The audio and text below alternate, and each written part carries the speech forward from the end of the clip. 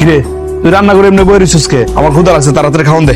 আমি খাইতে তুমি কোত্থেকে? আমি তো রান্না বান্নাই করতে পারি নাই। তুই রান্না বান্না করতে পারছ নাই? বেলা বাজে 12টা, তুই এখনো রান্না শেষ করছ নাই? আমি আর না খাইয়া কাজে গেছি, ভাবছি কাজ টাজ করে আইছে খামো। এই আমার যে ক্ষুধা লাগছে, আমি খামো কি? তোর মাথা চাপায় খামো আমি? আমি তো রান্না করতে আইছিলাম রান্নাঘরে, কিন্তু আমি শক্তি পাইতেছি না, শরীরটা অনেক খারাপ লাগতেছে। আমার একটু ডাক দিয়া কর না, আজকের দিনটা সে রান্না করুক। এই কতি বৌমিয়া কি যন্ত্রণার মধ্যে যে আমি আছি। মা মা এই কি হইছে? এত মামা করতেছস কে? তো বোঝালাই কি শান্তিতে এই বাড়িতে খেলি পানো খেতে পারুম না? মা ওই জানা শরীরটা নাকি খারাপ, রান্না বান্না করতে পারবো না। তুমি আজকে রান্নাটা করে ফেলাও। কি কইলি তুই? তুই এই বয়সে তোর মারে রান্না করতে করতেছস?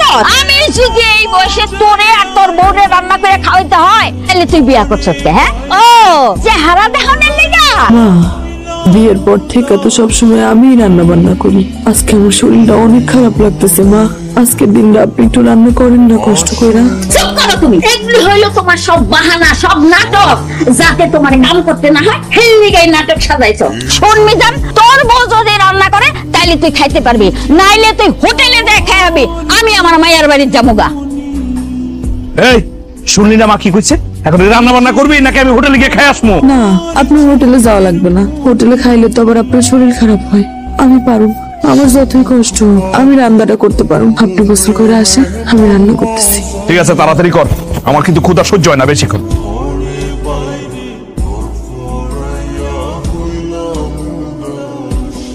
তোমার আমি তোমার সাহায্য করি। না আব্বা, আমি একলাই পারুম, আপনি যান। এই বৌমা, এদিকে আহ। আম্মা কিছু করবেন? দিন রাত খালি উঠান ঝাড়ু দিলেই চলবো? হ্যাঁ, আর অন্য কোনো কাম নাই? এই যে ঘরের পিড়াটা খসা গেছে, এটা চোখে বাঁচে না? যাও পুকুর থেকে মাটি না তাড়াতাড়ি পিড়াটা লেপা ফেলাও। কয়দিন পরে আমার নাতি নাক কুড়াইতাছে, বাড়িতে মানুষে ভরে দেব। হেরা যদি আইয়া দেয় এই অবস্থা, তাহলে কি মনে করবো? হেরা তো মনে করবো এই বাড়িতে মানুষ থাকে না, গরু ছাগল থাকে। যাও তাড়াতাড়ি। আম্মা, আমার এই অবস্থা আমি কেমনে বসে বসে পিড়া লেপো? আমার শরীরটা একটু ভালো হোক, আমি তারপর পুরা বাড়ি লেপা দেব। তোমার শরীর সুস্থ হইতে হইতে আমার ঘর বাড়ি সব ভেঙে পড়বো। আজকে এই মুহূর্তে তুমি পিড়া লেপবা। আমি উত্তর পাড়া রহিম বাড়ি যাইতেছি। আয়া যান দেখি সমস্ত পিড়া লেপা হয়ে গেছে, নাইলে খবর আছে। কামছো ঠিক আছে, আল্লাহ জানি বিয়া করাই নিয়েছে। আমি দোকানে গেলাম। শোনেন না, আমায় কইলো পিড়াটা একটু লেপা দিতে। আপনি একটু আমার পুকুর থেকে কাদামাটি এনে দিবেন? আমার এই শরীর নিয়ে তো আর আমি কাদামাটি আনতে পুকুরে যাইতে পারবো না। বাহ বাহ বাহ, ভালো লাগছে রে তোর কথাটা, আমার ভালো লাগছে। তার মানে তুই কইতে চাস ঘরের কাজ আমি করবো, বাইরের কাজ আমি করবো না? তাহলে তুই কি করবি? তুই এক কাজ কর, ঘরে যা, গিয়া নাকে তেল দিয়া শুয়ে আমি পুকুরে যাই, গিয়ে কাবারে দাইন না ঘরটা আমি লিপে দিই। হ্যাঁ, এত সুখ সংসার করে, এত সুখ না? যা, তোর কাজটা তুই কর, আমার কাজটা আমার করতে দে। কে গো পুকুর ঘাটে? হে আল্লাহ, ভাবি এই শরীর নিয়ে আপনি পুকুর ঘাটে আইছেন কেন? আর কইও না বোন, বাড়ির পিড়াটা সামান্য একটু ফাইটা গেছে। শাশুড়ি কইলো এই পিড়া এখন লেপা দাও। কি করুন, পিড়া লেপার জন্য কাদামাটি নিতে আইছি পুকুরে। তার শাশুড়ি কি মানুষ নাকি অমানুষ?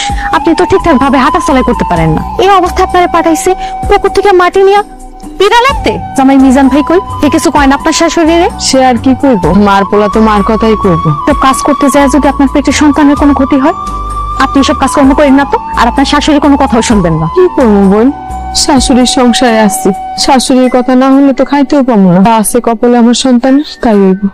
যাইতেই রইলা বসে চিল্লা পাল্লা শুরু করে দিব। একটু ধরবা?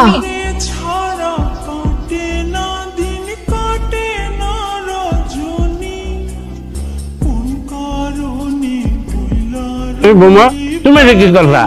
আমার গেলে মাছের মাথা খাইবা তুমি। এই নাও মাছের মাথা, আজকে তুমি খাইবা, খাও। এটা তুমি কি কো? বৌমা কেন মাছের মাথা খাইবো? মাছের মাথা খাইয়া নতুন করে হার শরীরে আসক্তি বাড়ানো লাগবে না। আমার পোলাটা সারা দিন বাইরে বাইরে খাটে, বৌমার মাছের মাথা খাওয়ানোর দরকার নাই। বৌমার প্লেটের থেকে মাছের মাথাটা নিয়ে তুই খা।